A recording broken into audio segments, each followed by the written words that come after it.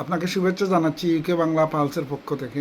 আপনি দেখেছেন যে আজ কয়েকদিন ধরে এলবিসি শো সব জায়গায় এই যে আজকে আমাদের যে নতুন যিনি প্রাইম মিনিস্টার হওয়ার আশা, যে প্রাইম মিনিস্টার ইন ওয়েটিং এনডি বার্নাম একটা বক্তব্য দিবেন অর্থনীতির উপরে, এবং এটার উপর সারা দেশের সব মানুষ অপেক্ষা করছিল।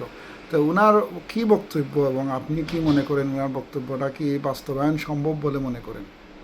ধন্যবাদ সাজু এবং ইউকে বাংলা পালসকে।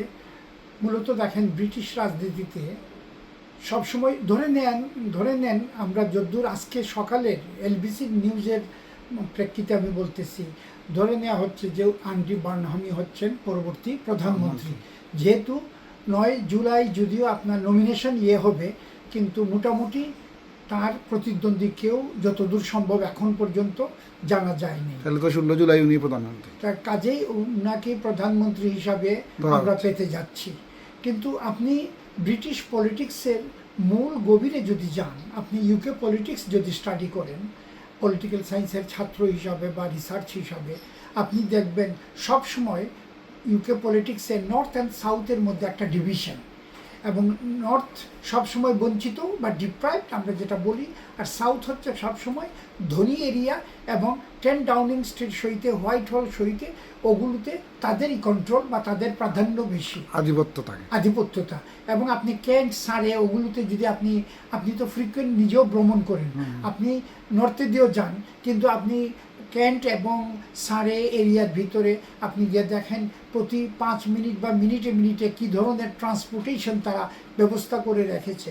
অথচ আপনি যদি নর্থে দিয়ে ওয়েলসে যান, আপনি দেখতে পাবেন 1 ঘন্টায় একটা ট্রেন নেই। হ্যাঁ, তো কাজেই এই বৈষম্যটা বা ডিসক্রিমিনেশনটা ইউকে পলিটিক্সের সবসময়ই ছিল।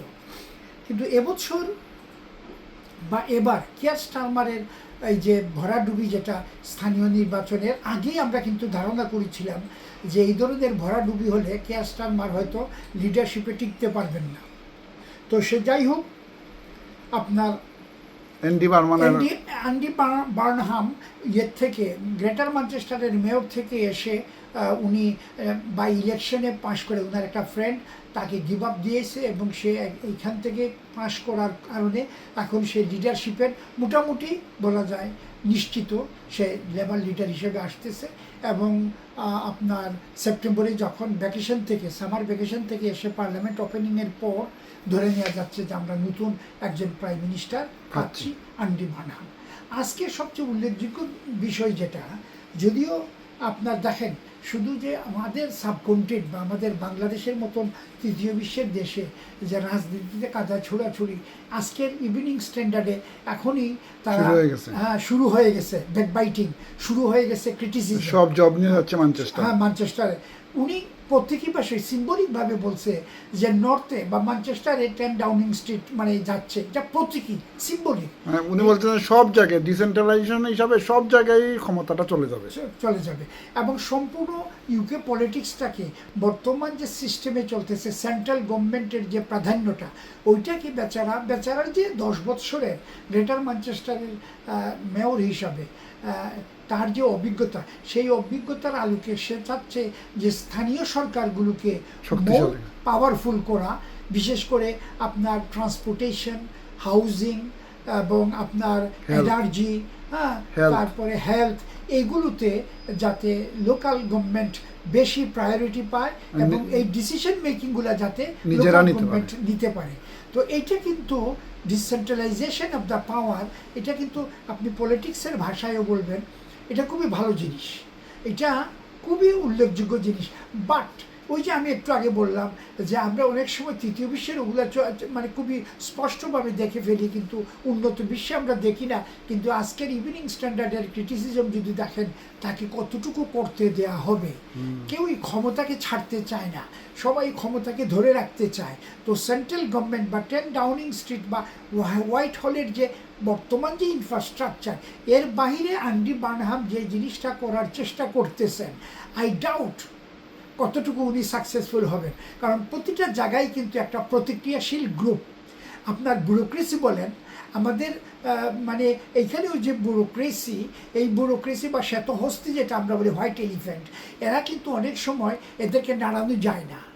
অনেকটা ওই যে কাতুকুতু দেওয়ার মতন গন্ডারের তিন দিন পরে তার অনুভূতি হয়, ঠিক তেমনিভাবে সব জায়গায় একটা আমলাতান্ত্রিক জটিলতা আছে। তো স্বাভাবিকভাবে কতটুকু আন্ডি বার্নহাম এখন দেখার পালা এবং উনি কতটুকু বাস্তবায়ন করবে। কিন্তু আপনি যদি দেখেন সম্পূর্ণ তার যে আজকের যে বক্তব্যটা, এই বক্তব্যটাকে অ্যানালাইসিস করলে 2-4টা মানে 5টা দিক এবং একটা জিনিস খুবই আশাব্যঞ্জক। এই দেশের ডেভেলপমেন্ট এরিনাতে ইউরোপিয়ান ইউনিয়নের ডেভেলপাররা কিন্তু কন্ট্রাক্ট নিয়ে যাচ্ছে। উনি এখন এসে বলতেছেন যে ওইটার আধিপত্যতা শেষ করে নিজস্ব আমাদের ইউকে বেসড কনস্ট্রাকশন ফার্মগুলোকে এনকারেজ করা এবং লোকাল যে এমপ্লয়মেন্টের যে আছে শর্টফল আছে এবং এই লোকাল জব মার্কেট থেকে এই এমপ্লয়ারগুলোকে নিয়োগ করা, এটা কিন্তু খুব ভালো উদ্যোগ।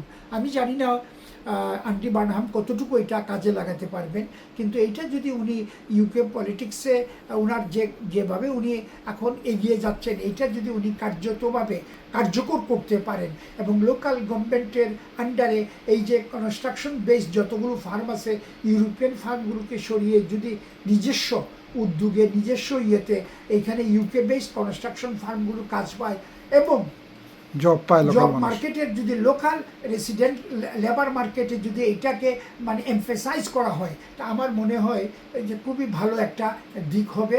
এবং আপনার এটাকে কি বলে মানির যে ইনফ্লেশন বলেন আর মানিটা যে হার্টের লোকে তুলনা করলে যেভাবে সার্কুলেশনটা সারা দেশে ছড়িয়ে পড়বে, সারা দেশে এটা ছড়িয়ে পড়বে।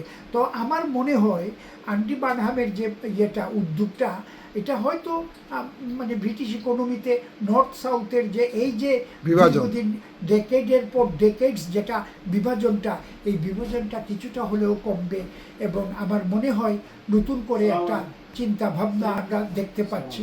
তো এই জন্য আমি বলবো যে এখন দেখার পালা, কারণ এখন তো ইউকে রিফর্ম অনেক এগিয়ে যাচ্ছে দেখা যাচ্ছে। তো লেবারের নতুন লিডার এসে যদি এই ধরনের বাস্তবভিত্তিক এবং বিশেষ করে ইউরোপের সঙ্গে টিকে থাকার জন্য ব্রেক্সিটের পর এইখানে তাদের যে পলিসিগুলা এবং লোকাল গভর্নমেন্টকে যদি মোর স্ট্রেংথি মানে শক্তিশালী করা যায় আর কি, যেটা আমাদের ভাষায় বলবো শক্তিশালী, অর্থাৎ হাউজিং, হেলথ এবং এনার্জি এবং